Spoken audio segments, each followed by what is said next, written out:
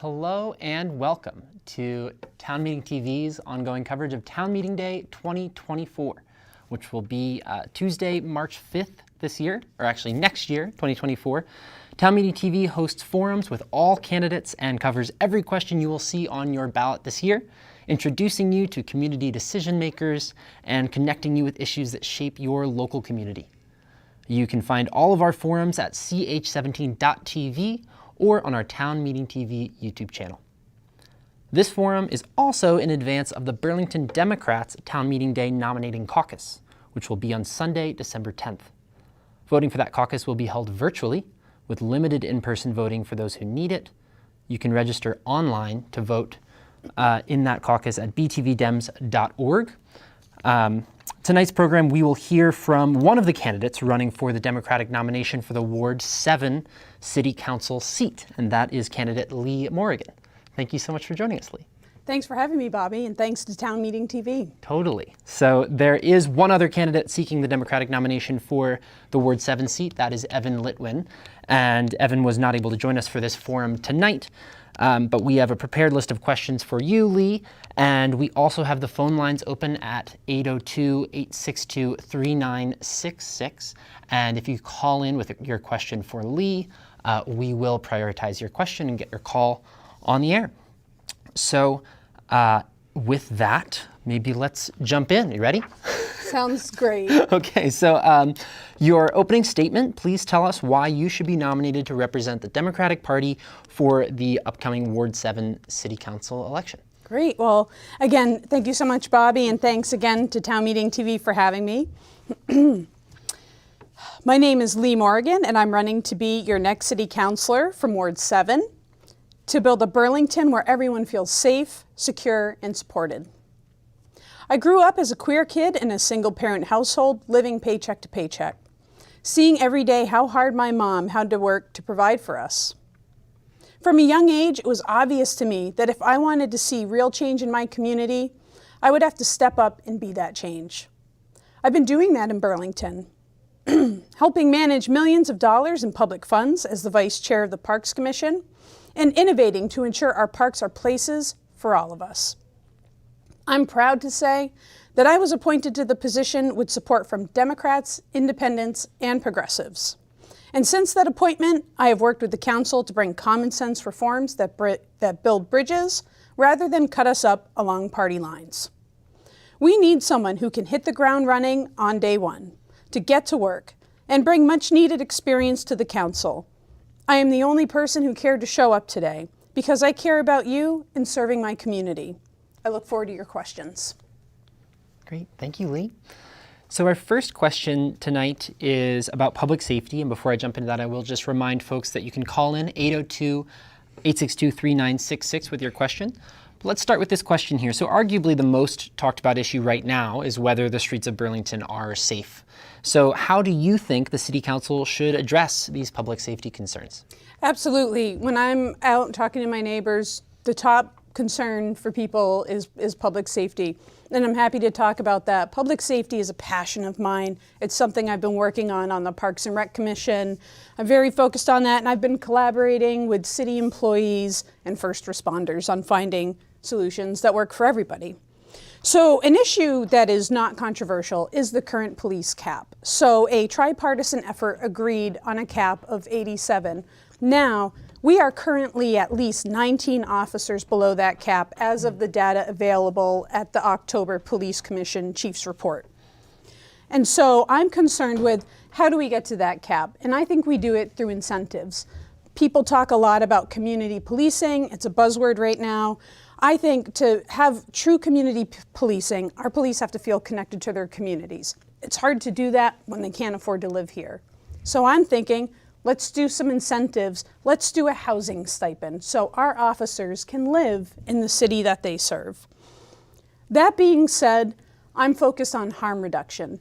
We cannot police ourselves out of a lot of these crises, and we need a collaborative, holistic approach. I want to prioritize harm reduction, and we really need a blend. And what we need is somebody with lived experience. I'm in recovery. I'm formerly unhoused. And we need a problem solver who has realistic goals not thinking about what we may be able to accomplish 2 to 3 years down the road. Let's talk about what we can do right now.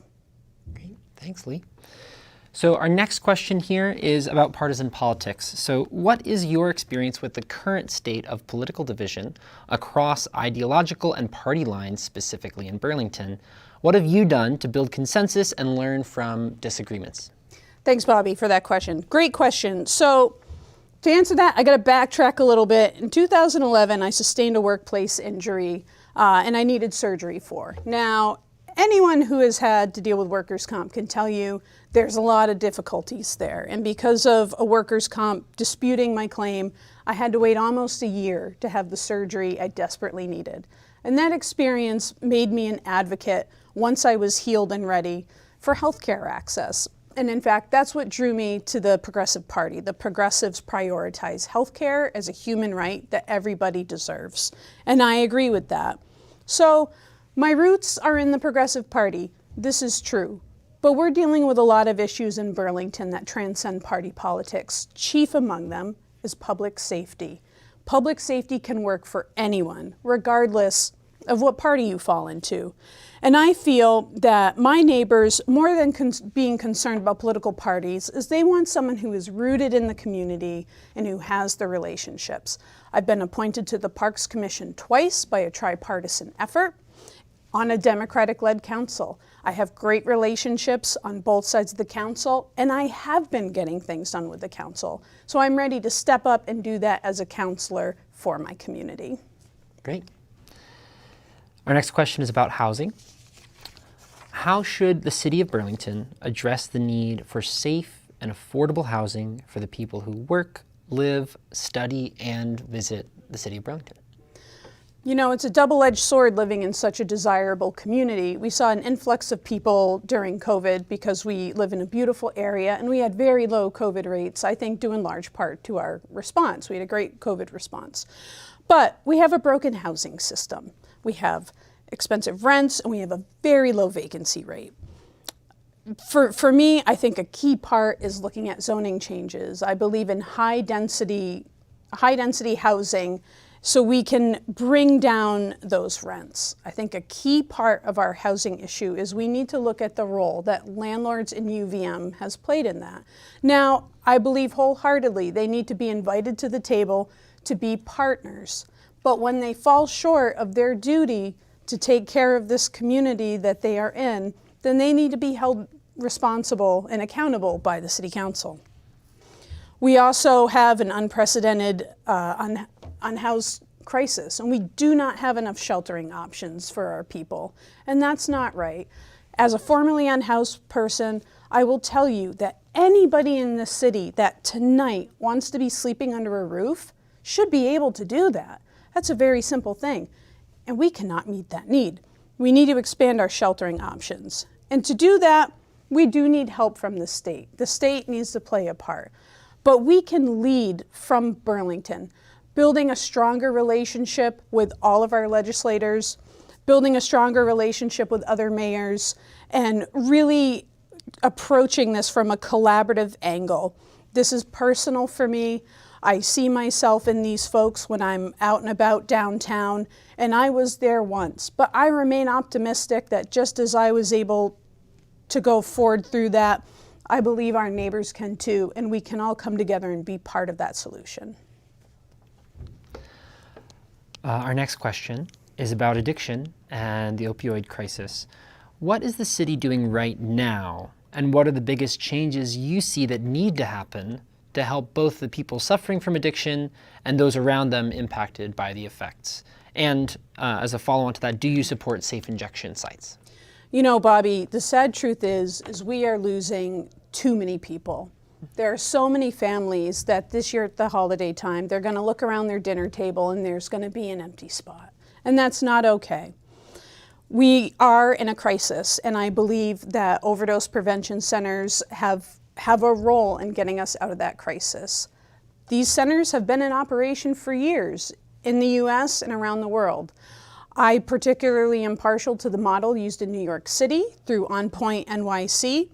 And the work that they did beforehand, I feel is vitally important and incredibly admirable admirable. Before they even went into effect, they were engaging community partners. They were engaging local businesses, neighbors, politicians, having meetings at schools, and making sure everybody knew the reality of what an overdose prevention site is and what it isn't.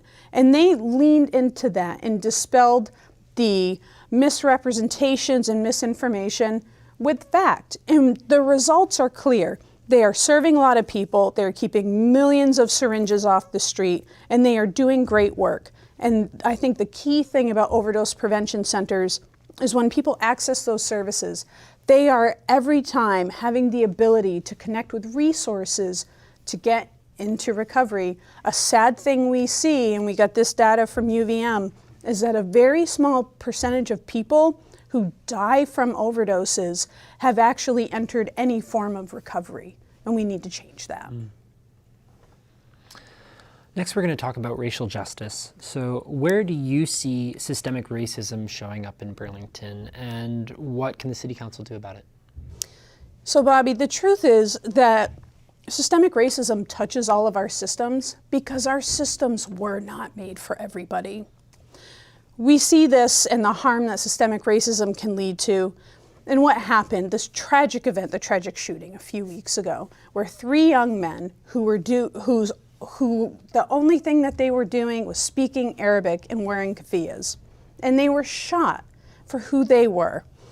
That is not who Burlington is. That is not what we are. But if we don't want to be that, we all have a responsibility in combating that. We need to stand together and send a message as a city government about what we want and what our values are. And to do that, we need to really enable REIB to continue and expand the excellent work they are doing. They are a part of the community every day. I have great respect for Director Kim Carson and what she's doing. I think she has been doing incredible things, and the relationship building she has been doing with all department heads is second to none. And we also need to do outreach. You know, part of growing up in Vermont and New England, we have a certain mindset. You only know what you know, and I think education is a huge part in getting all folks to understand the systems we have, how they came to be, and why we need to make some changes. Next, we'll talk about development and change, and I just want to pause and say thank you for, I know it's just you're the only one answering these questions, so I hope your voice isn't getting tired, but thank you so much for I'm known for not being quiet. Okay, so great. This is a great opportunity. Okay, awesome. So our next question is about development and change in Burlington. So we have the Memorial Auditorium, the Pit, the Catholic Diocese, the Vermont Department of Health Office, Perkins Pier, King Street, on and on. Burlington is undergoing a lot of change and growing pains. So what is the first location that you would hope to address as a city councilor for development and change, and how would you leverage public and private partnerships to get this done? Lots of change and growing pains indeed. You know, first and foremost with development, my priority is quality, affordable housing. I think that needs to be the forefront of any conversation we have about development. Now, when we talk about development in all of these spaces, I'm really interested in making sure we are keeping spaces public and used for everyone. So as we develop, we need to ask ourselves, are these spaces for everyone? Are they affordable for everyone? Or is this only going to be a space for a very select few? And we need to look at, when we're engaging in those decisions, what do we want to see for ourselves as a city? So I think it is very important. Another thing we cannot lose sight of as we engage in public and private development, which I do think is part of the answer, is that we are not leaving our small businesses behind. Small businesses are a vital part of what makes us Burlington, especially the Church Street Marketplace. So we need to make sure that we are empowering small business owners with everything they need, and that is assistance with zoning and permitting, and also the safety of their workers downtown. And you know, for me, I look at my part. So part of my part, what I'm doing as a candidate, is I don't accept donations from corporations, developers, or landlords. It's really important for me to walk the walk. And I think we really just need a government that works for people and not special interests. And I'm here to do that in whatever way I can.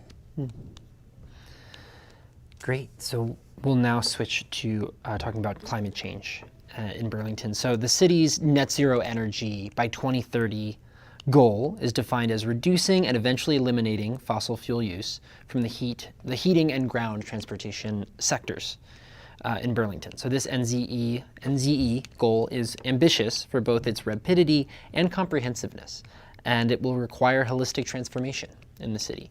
So what does the City Council need to do to meet this goal, and do you support the continued operation of the McNeil power plant? You know, we are facing a true global crisis. And like you said, these are ambitious goals. You know, it's funny, when I think of climate change, sometimes my mind goes back to when I was a kid reading in the school books about climate change, and they would show pictures of glaciers and what they were, you know, back then, 10 years past, and where they're going. And I look at that and I think it's just undeniable. Like, and I think as what I'm proud of with Vermont, I don't hear many people debating that we're in a climate crisis, so that we have that going for us. I think a vital part of that is the city recognizes we need to transition away from fossil fuels.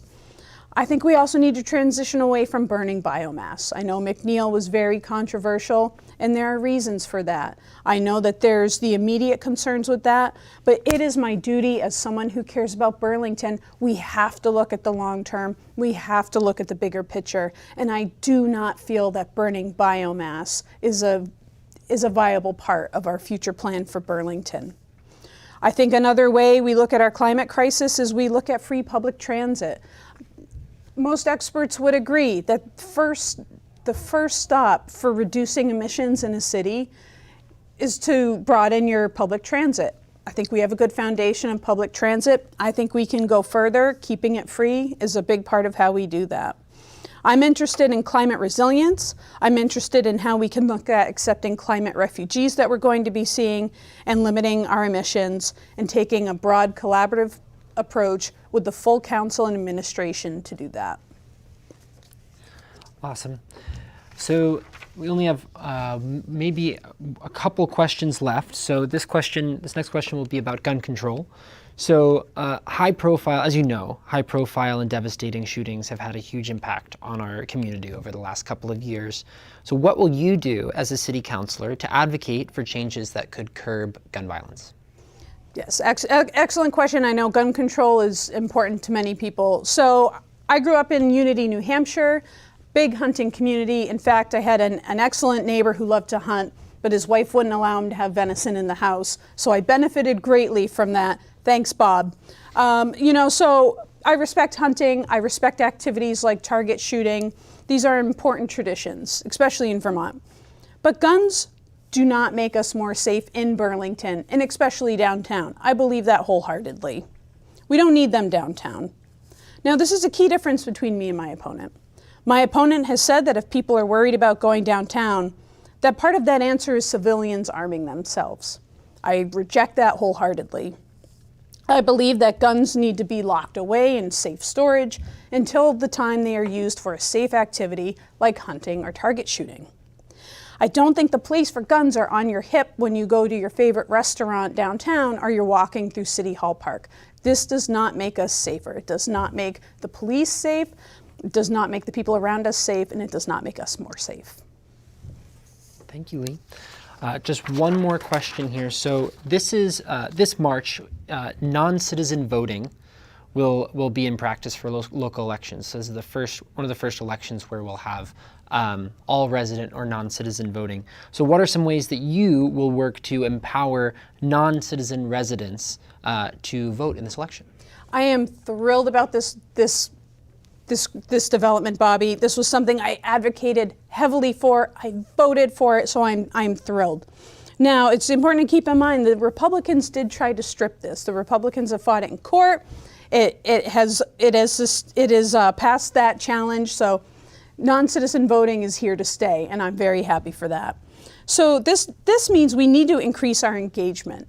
It's not just about translated materials at the ballot box. It's about making sure that every aspect of our local government is open and accessible to everybody who wishes to participate. This means NPA meetings, this means city council meetings, or any other meeting. Anybody should be able to access in the language of their origin.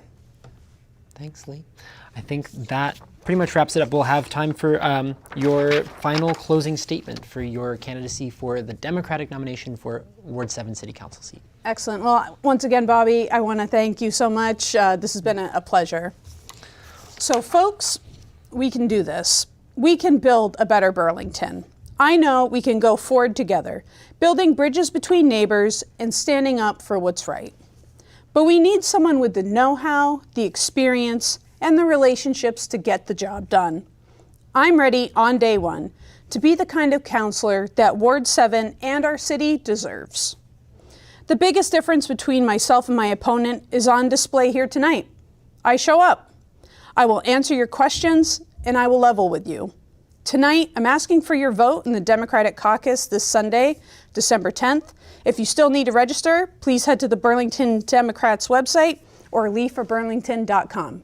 Thank you. Thank you, Lee, and thank you for tuning in to Town Meeting TV's coverage of Town Meeting Day 2024.